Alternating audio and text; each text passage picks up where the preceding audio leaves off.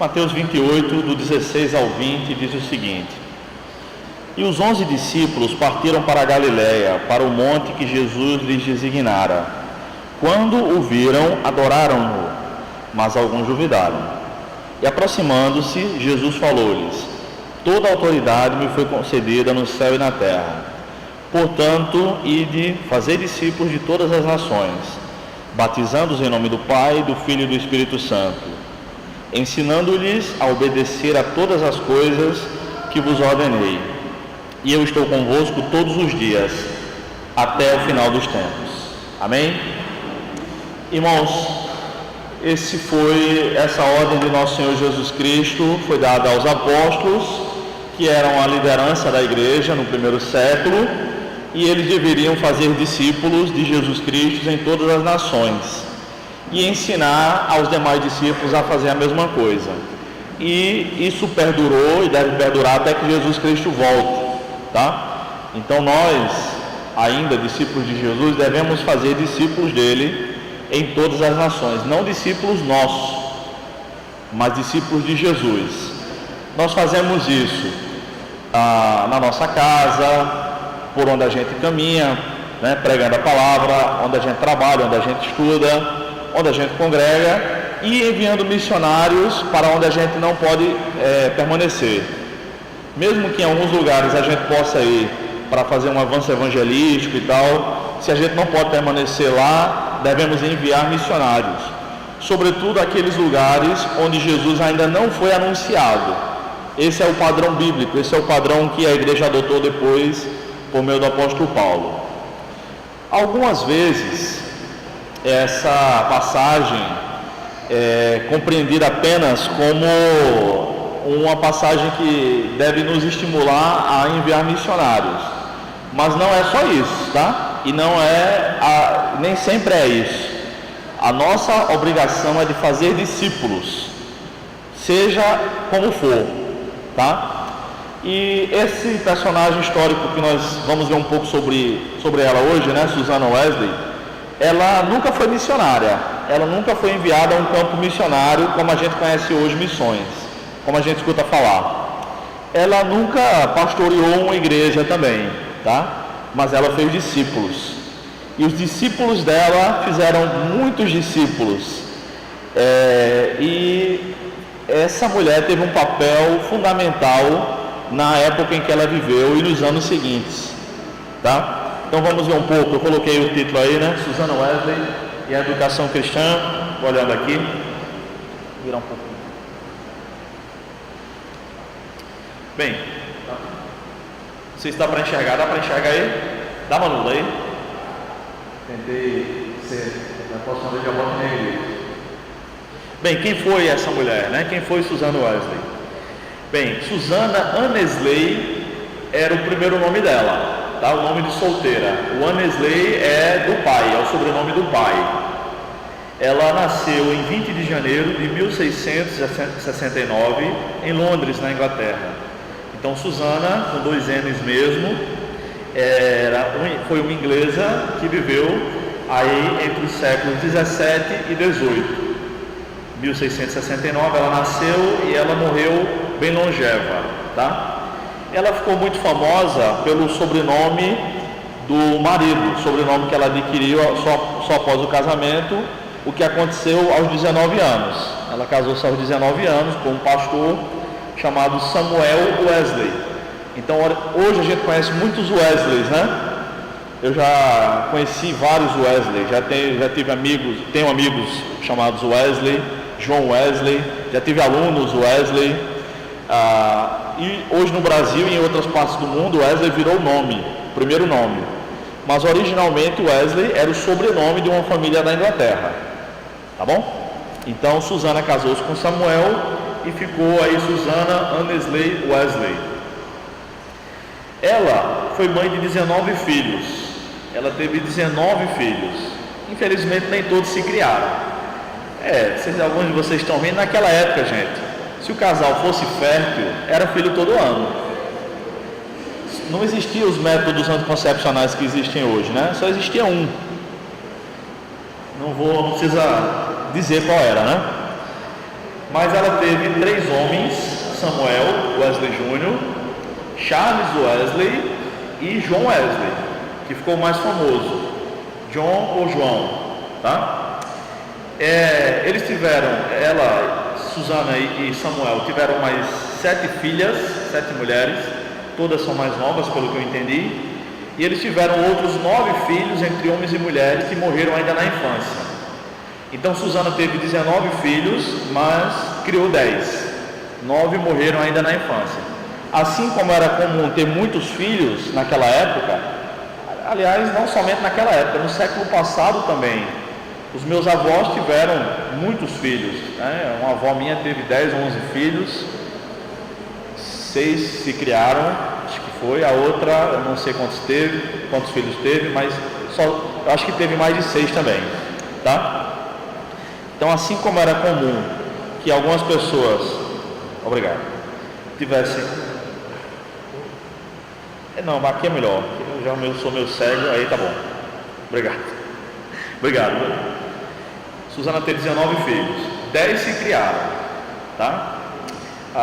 Charles e João Wesley tornaram-se pregadores do Evangelho no começo da juventude aí, e se tornaram avivalistas. Esses são os 2 filhos mais famosos de Susana, tá? Então, a igreja metodista e a igreja do Nazareno, a metodista e a igreja do Nazareno são igrejas wesleyanas, tá? Não sei se tem igreja metodista aqui, eu sei que tem uma igreja do Nazareno, preguei lá uma vez, eu não sei dizer onde é só você chegar lá, tá? Mas é desse lado da pista, é uma congregação. Então esses homens foram muito importantes, não somente para a história da teologia, eles não fizeram apenas teologia, eles foram avivalistas, eles foram responsáveis, aliás, Deus foi o responsável, né? Eles foram usados por Deus, junto com outro camarada chamado George Whitefield, com quem eles romperam depois, trabalhando em 2 ministérios distintos, por um avivamento que Deus derramou na Inglaterra no século XVIII, tá bom? Vamos lá. Então vou falar um pouco sobre John, depois sobre Susana, depois sobre John, depois sobre Susana. Vai ser mais ou menos isso, tá bom? Bem, então John, quando ele era criança, ele escapou de um incêndio.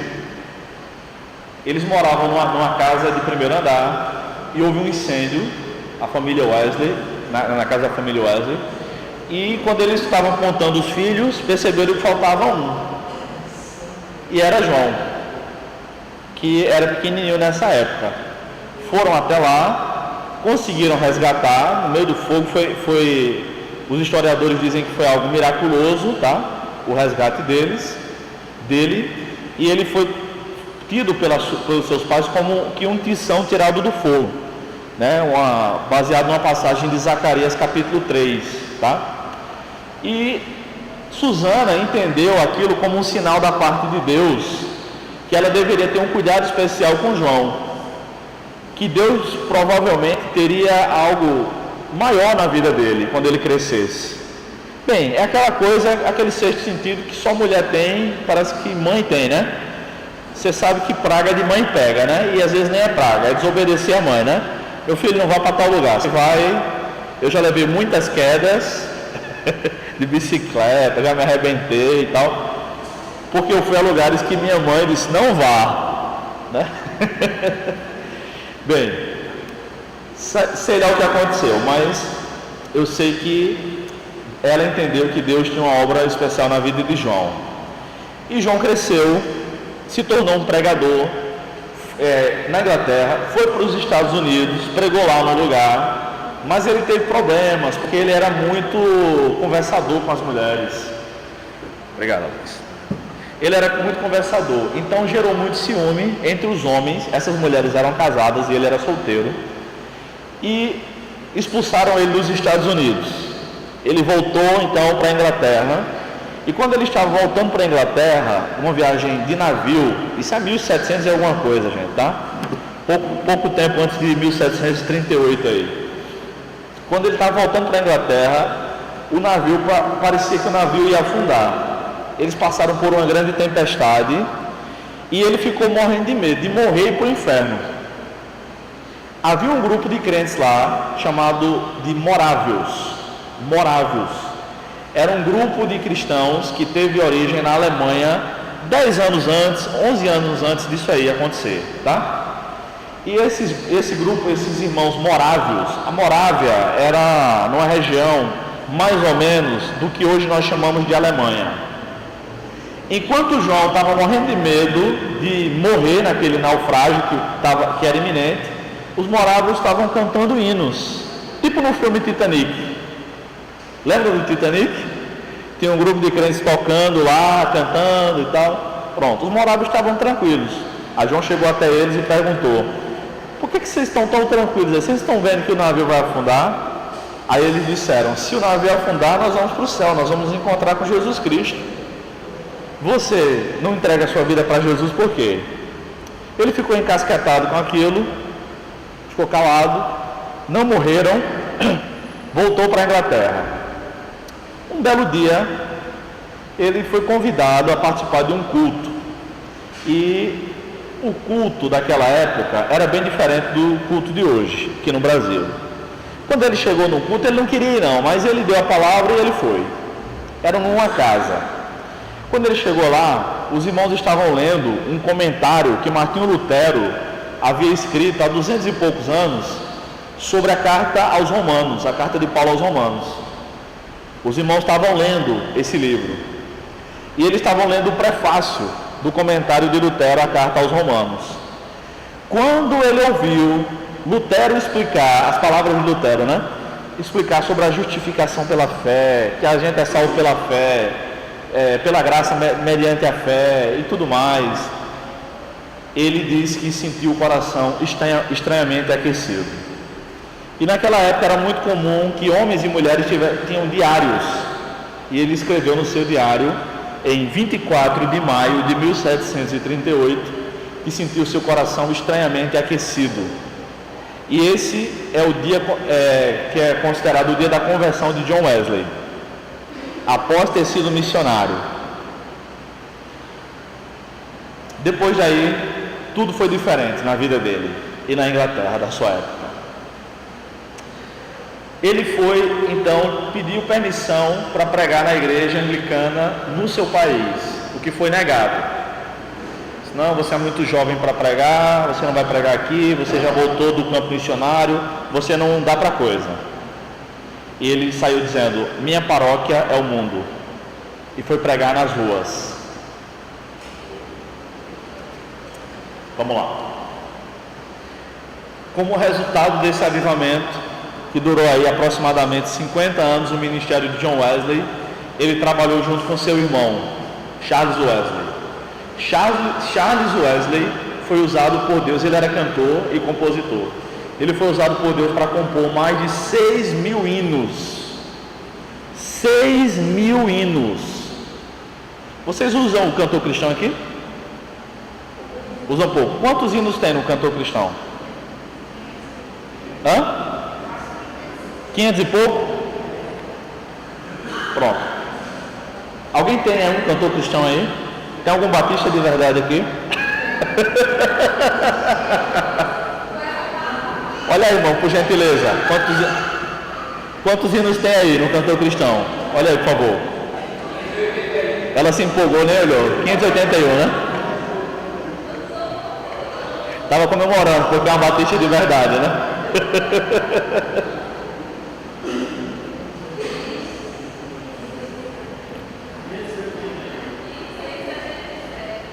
O dele está mais atualizado, 581 né, ali, né?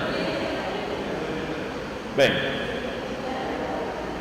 era como se sozinho Charles Wesley tivesse escrito mais hinos do que tem 10 cantores cristãos, 10 hinários desses. E o cantor cristão não foi feito por apenas um compositor, nem por dois, por vários. E João Wesley escreveu mais de 200 livros. A maioria desses livros são vendidos ainda hoje. Eu estou vendo se minha editora traduz alguns desses livros para a gente publicar. Não sei se vai dar tempo esse ano, mas a partir do ano que vem, com certeza, se Deus permitir. O livro mais vendido de John Wesley ainda hoje é um livro sobre saúde, dicas que ele aprendeu com a sua mãe. Ele pregou mais de 42 mil vezes. Às vezes ele pregava 8 sermões por dia. Às vezes era o mesmo sermão, irmão, tá? Às vezes era o mesmo sermão, mas é muito cansativo, é muito trabalhoso. A maioria das vezes ele pregava no meio da rua. Levava uma caixa de madeira, botava no meio da feira, ficava em pé e começava a pregar. E as pessoas começaram a se converter. Eu estava vendo se tinha como achar quantas vezes Lutero e Calvino pregaram. Não dá para ser tão preciso como em relação a John Wesley, porque a época deles era diferente. Mas os dois juntos não pregaram 15 mil sermões, Lutero e Calvino. Wesley pregou 42 mil vezes, 42 mil sermões aproximadamente. Trabalhou demais esse homem. Por meio do seu ministério, por meio desses sermões, a Inglaterra da época dele foi salva de um colapso moral, social, religioso e econômico. Eles estavam entrando numa crise financeira terrível. A igreja havia perdido a credibilidade desde a Reforma Protestante, que já fazia 200 anos, pouco mais de 200 anos. Havia um número incrível de alcoólatras. Havia leis nessa época que permitia que o homem batesse na mulher na Inglaterra. E tinha juízes, os juízes não fazem a lei, mas tinha juízes que permitia que o homem batesse com algumas varinhas, uma varinha fininha na mulher. Eles que não era crime não. Para vocês terem ideia da crise moral que eles estavam. Eles eram escravagistas. A abolição da escravatura veio muito tempo depois, e Wesley teve influência nisso também. Foi com um camarada chamado William Wilberforce, que foi influenciado inicialmente com John Wesley. Mas isso é outro assunto, é tema para outra palestra. Vamos lá. Qual foi o contexto então que Susana Wesley, a mãe de João, viveu? Primeiro, seu marido Samuel Wesley era pastor e não ganhava o suficiente para cuidar da família. Gente, eles tinham 10 filhos. Ele pastoreava numa cidade pequena. A igreja que ele pastoreava, Samuel era pastor de uma igreja anglicana.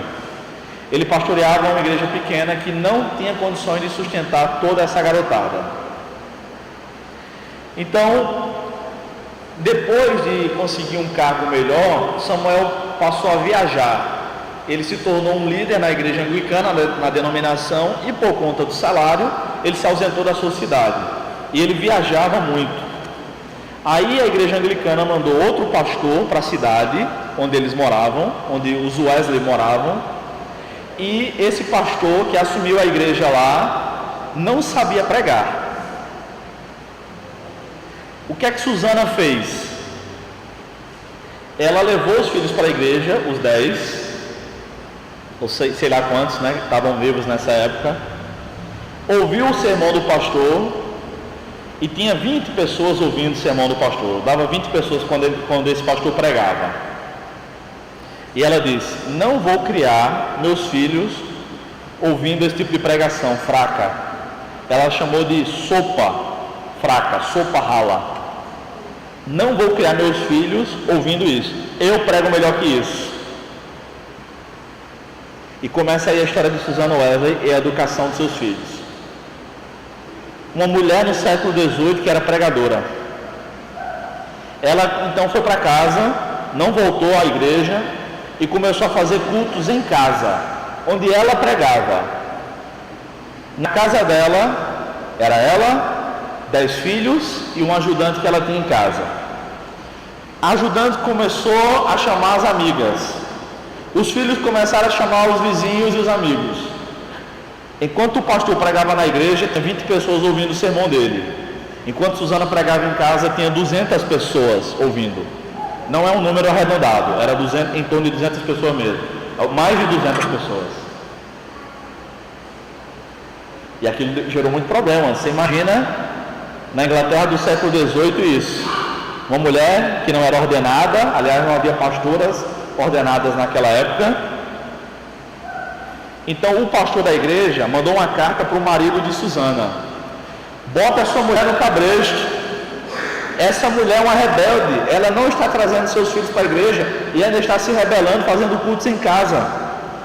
O marido recebeu a carta, ficou indignado, mandou uma carta para Susana, dando a ordem dela ir para a igreja levar todo mundo. Leve todo mundo para a igreja, todo mundo para o templo.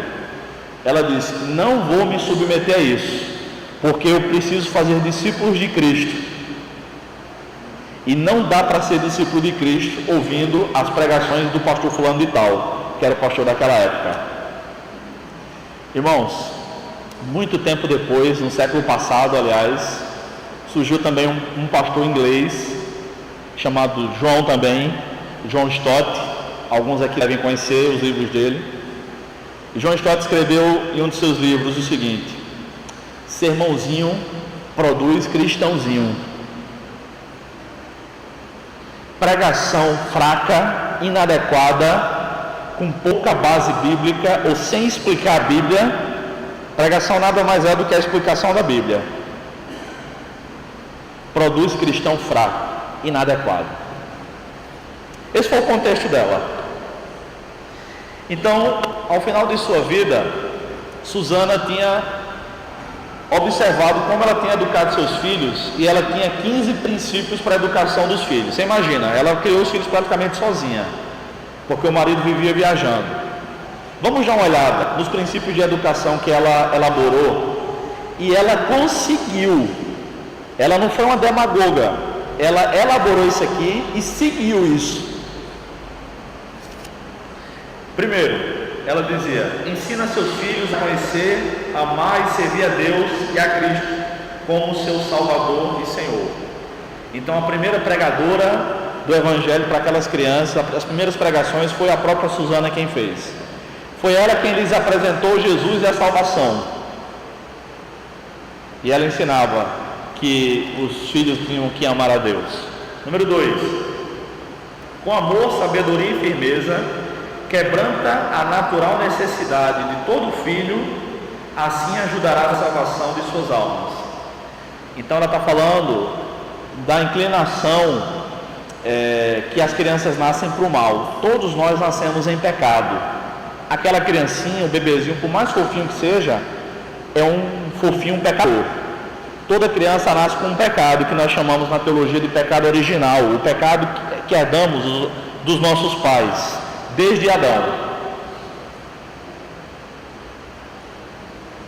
Geralmente não precisa ensinar a criança a mentir, né? Eu não tenho filhos, irmãos. Alguns podem questionar: como é que ele está falando isso? Ele não tem filho, nunca educou ninguém. Sim, mas tem mãe. Mas eu sei que eu sou mau, que eu sou pecador, que minha mãe não me ensinou a mentir, pelo contrário, teve que me corrigir diversas vezes. Eu sei como é. Número 3, ensina seus filhos a orar tão prontamente, assim como saber falar e estudar a Bíblia quando começar a ler. Então, assim que eles eram alfabetizados, e esses meninos eram alfabetizados em casa por Susana, ela ensinava logo eles a ler a Bíblia, ensinava eles a orar. Assim que eles aprendiam a falar, ela ensinava eles a orar. Isso é interessante demais. E aí a oração passou a ser algo natural na vida daquelas crianças.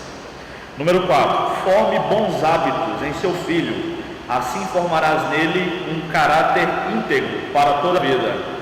Educação, irmãos, é coisa de pais, pai e mãe, ou quem os criar, quem criar a criança, né? Tem crianças órfãs, enfim, tem outros contextos que os pais abandonam, os avós quem criam.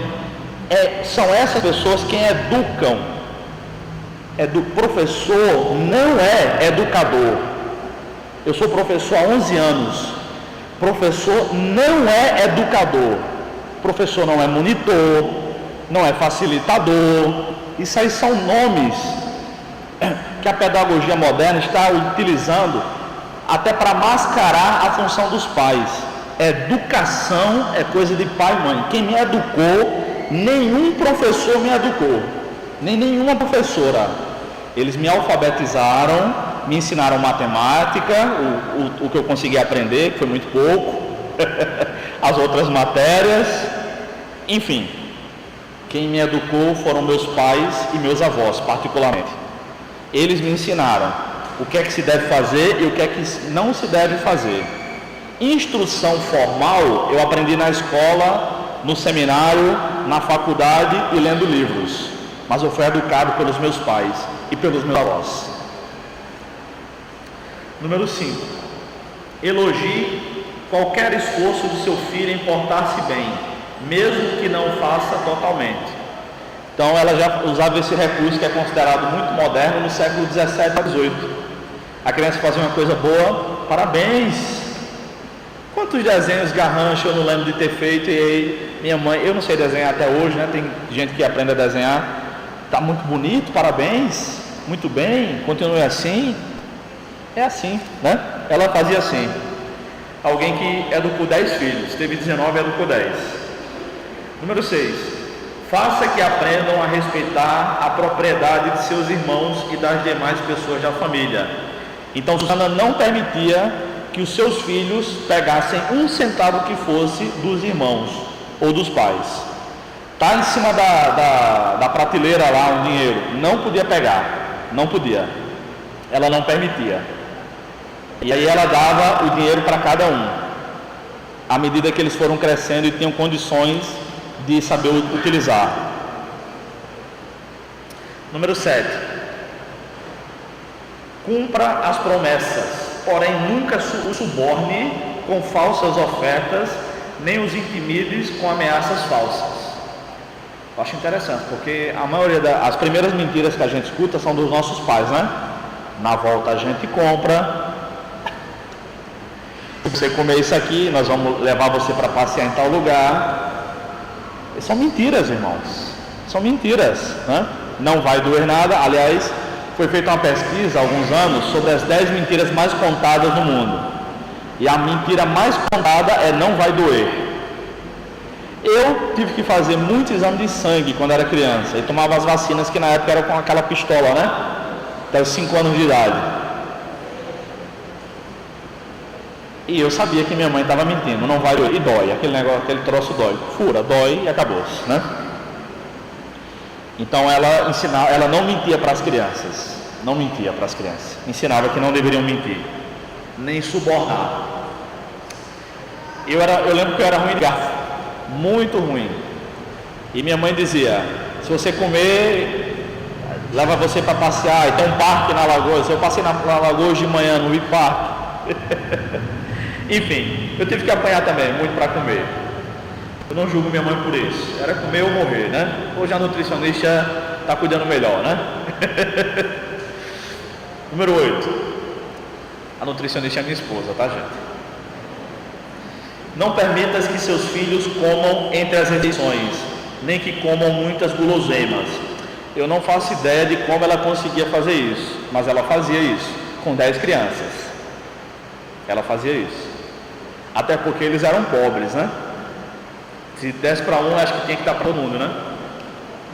Número 9. Coloque a teus filhos o mais cedo possível para dormir. E ensina-lhes a ser madrugadores pontuais. Bem, essa questão aqui, eu acho que é a mais irrelevante da nossa época, né?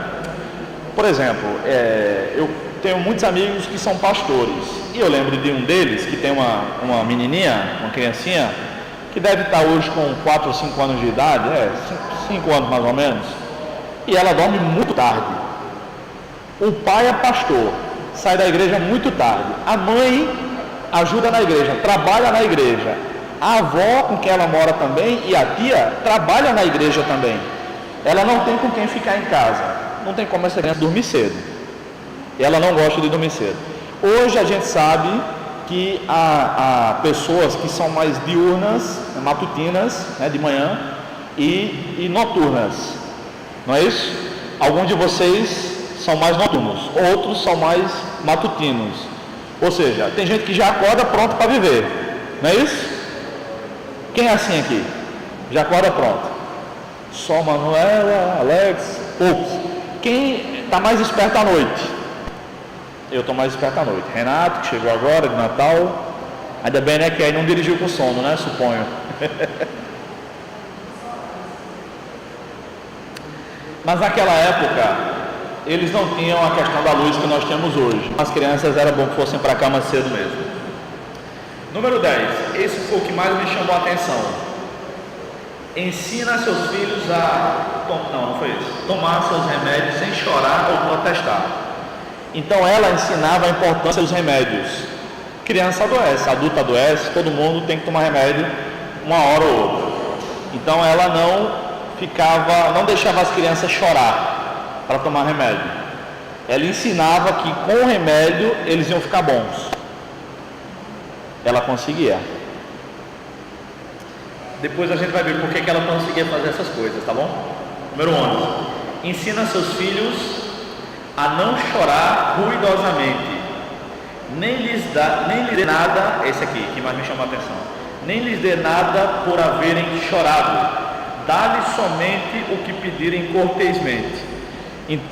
Então, a história diz, irmãos, todos os biógrafos de Susana Wesley confirmam isso aqui, que ela não dava nada aos filhos quando eles pediam chorando. Eu estou cansado de ver crianças manipulando adultos. Não vai dar. Chora aquela coisa toda, né? Minha mãe dizia, se um filho meu fizer isso, eu quebro as pernas dele, lhe bater nas pernas. Aí meu irmão nasceu assim. E ela nunca quebrou as pernas dele. Embora eu já tenha desejado isso muitas vezes, né? No passado.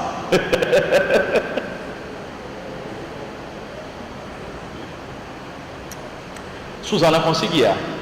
Ela educou os filhos a pedir o que eles queriam ou precisavam sem chorar. Sem chorar. Eu acho que não tem coisa mais feia para um casal com aquele menino que todo o tempo está chorando, resmungando, se jogando no chão. O meu cunhado e muitos outros adultos, meu cunhado é mais velho que eu, 4 anos? 4 anos, né? Meu cunhado deu muito trabalho, mas a minha sogra era durona. Os meus alunos aí, eu vi algumas histórias da minha sogra, né? E o meu cunhado hoje, que é um homem, sabe fazer tudo, cara trabalhador, honesto. Ele diz que o que pisa e dinheiro não resolver é porque é pouco, né? Esse ditado que a gente conhece.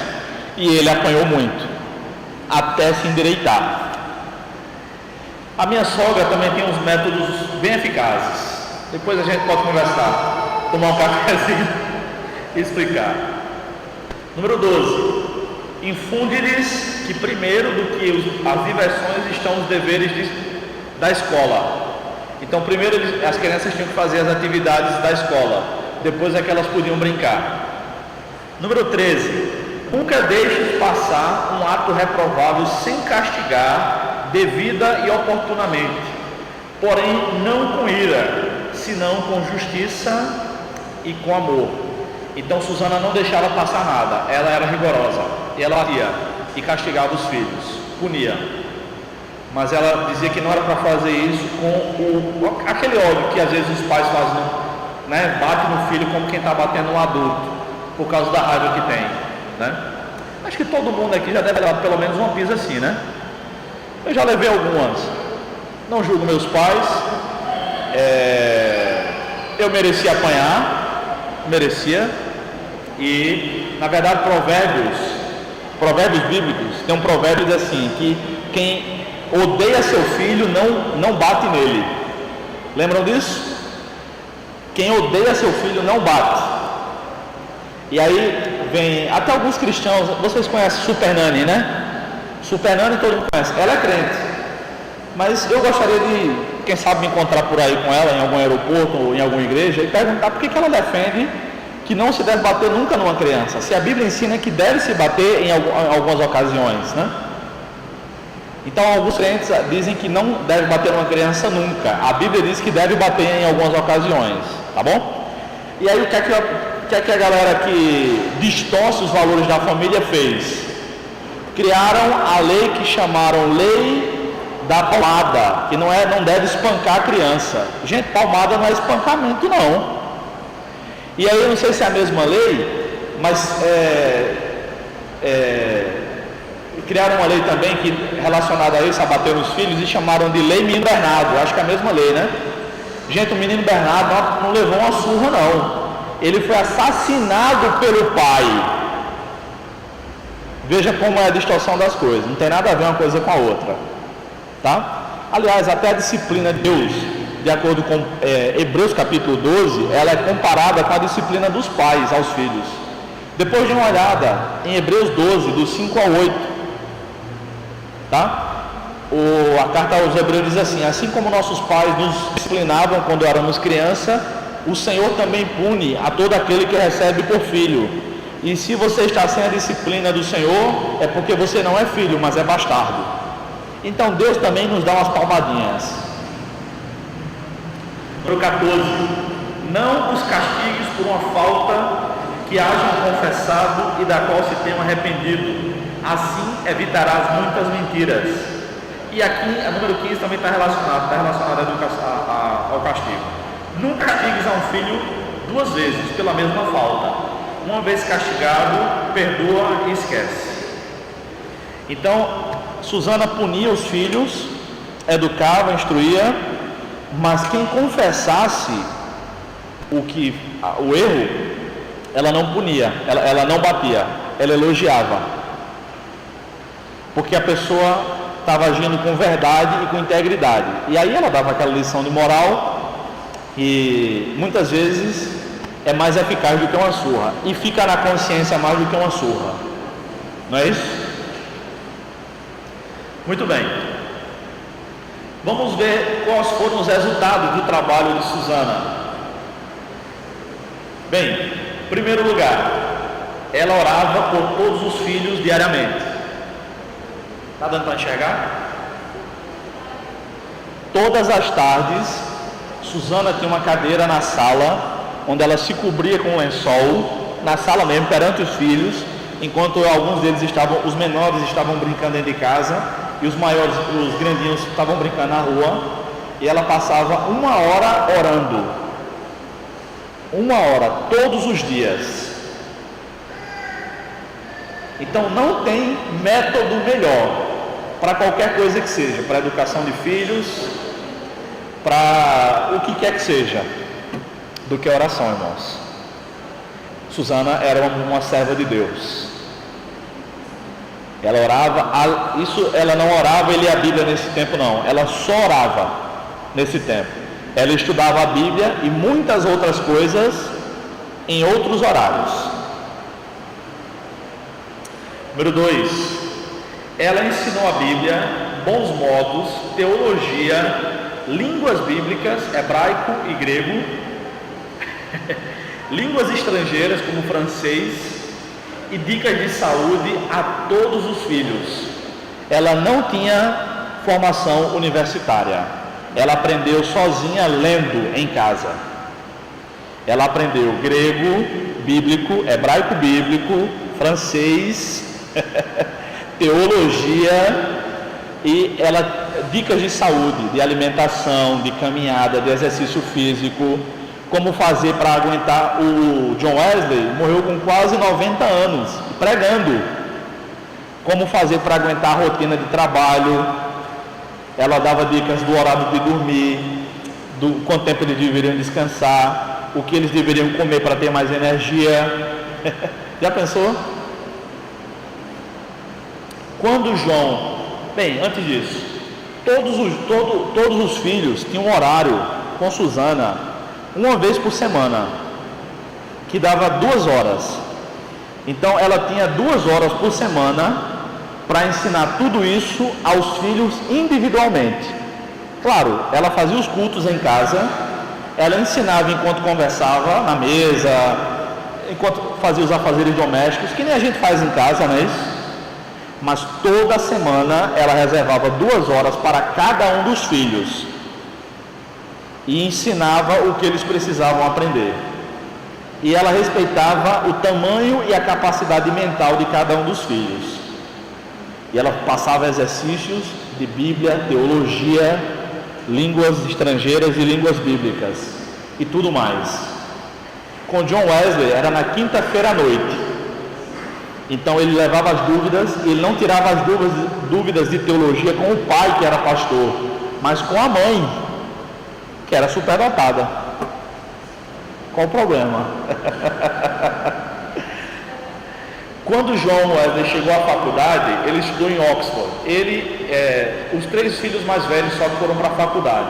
Samuel Júnior, Charles e João foram para a faculdade. As meninas não foram. Elas ficaram estudando em casa.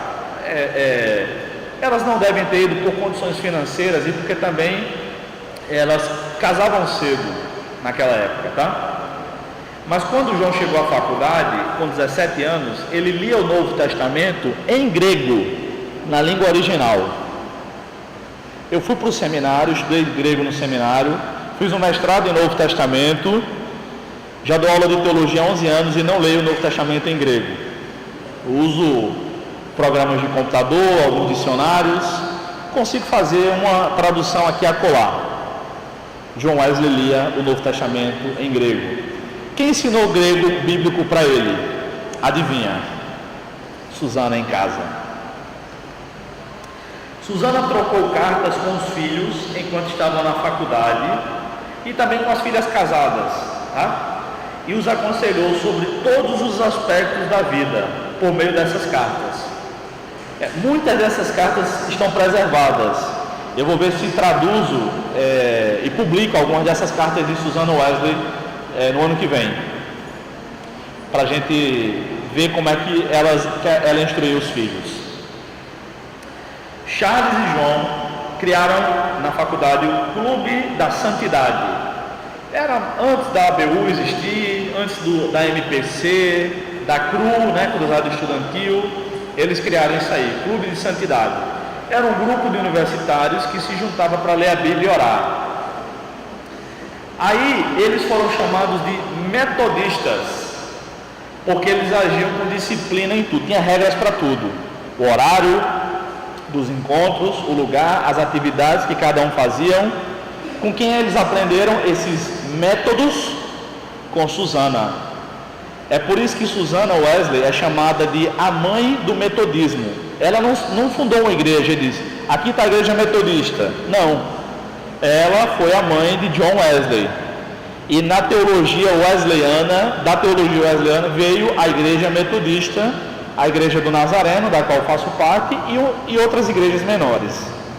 Tá bom? Número 6. E por último, 200 anos depois, estamos falando bem dela e de seus filhos aqui. Vocês acham que os métodos dela, o trabalho de Susana Wesley deu resultado? E como deu, né, irmão?